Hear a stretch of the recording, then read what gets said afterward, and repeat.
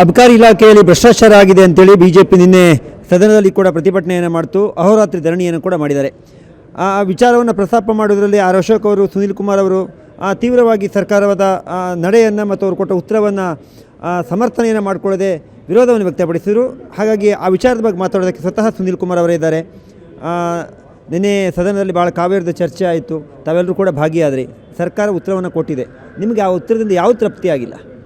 ಅಲ್ಲ, ಒಟ್ಟು ಇಡೀ ಭ್ರಷ್ಟಾಚಾರವನ್ನು ಸರ್ಕಾರವೇ ಸಮರ್ಥನೆ ಮಾಡಿಕೊಳ್ಳಿಕ್ಕೆ ಹೊರಟಿರುವಂಥದ್ದು ಕರ್ನಾಟಕ ರಾಜ್ಯದ ಇತಿಹಾಸದಲ್ಲಿ ಮೊದಲನೇ ಬಾರಿಗೆ.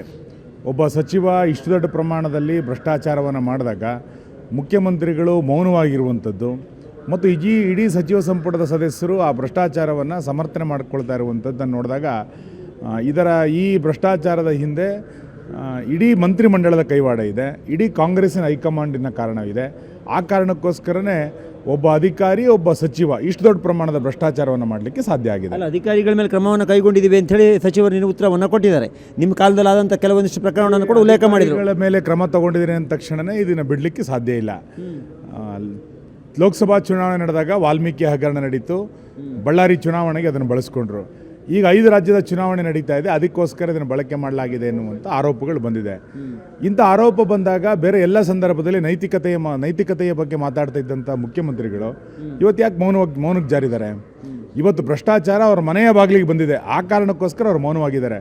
ಮುಖ್ಯಮಂತ್ರಿಗಳಿಗೆ ನೈತಿಕತೆ ಇದ್ದಿದ್ರೆ ಆ ಸಚಿವನನ್ನು ಸಂಪುಟದಿಂದ ವಜಾ ಮಾಡಬೇಕಾಗಿತ್ತು, ಅವಾಗ ನಾವು ಒಪ್ಕೊಳ್ತಾ ಇದ್ವಿ. ಅಲ್ಲ, ನೀವೇ ರಾಜ್ಯಪಾಲರನ್ನು ಭಾಷಣ ಮಾಡೋಕ್ಕೆ ಅಡ್ಡಿಯಿಂದ ಮಾಡಿದಂಥ ಅಥವಾ ಅವರು ಭಾಷಣ ಮಾಡದೆ ಹೋದಂಥ ಸಂದರ್ಭದಲ್ಲಿ ಅವರೊಬ್ಬರು ದಲಿತ ಆಳುವಂಥ ಪದವನ್ನು ಬಳಕೆ ಮಾಡಿದ್ರಿ.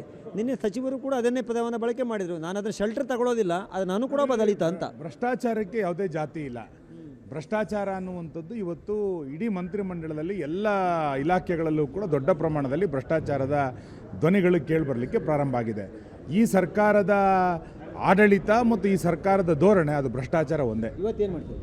ಇವತ್ತು ಈ ಧರಣಿಯನ್ನು ಮುಂದುವರಿಸ್ತೇವೆ. ಸಚಿವರು ರಾಜೀನಾಮೆ ಕೊಡುವ ತನಕ ಅಥವಾ ಮುಖ್ಯಮಂತ್ರಿಗಳು ಆ ಸಚಿವನನ್ನು ವಜಾ ಮಾಡುವ ತನಕ ನಮ್ಮ ಹೋರಾಟ ಮುಂದುವರಿಯುತ್ತೆ. ಇದು ಸುನೀಲ್ ಕುಮಾರ್ ಅವರ ಮಾತು. ಕ್ಯಾಮ್ರಾ ಪರ್ಸನ್ ಗುರುಮೂರ್ತಿ ಜೊತೆ ರವಿ ಶಿವರಾಮ್, ಏಷ್ಯಾನೆಟ್ ಸುವರ್ಣ ನ್ಯೂಸ್, ಬೆಂಗಳೂರು.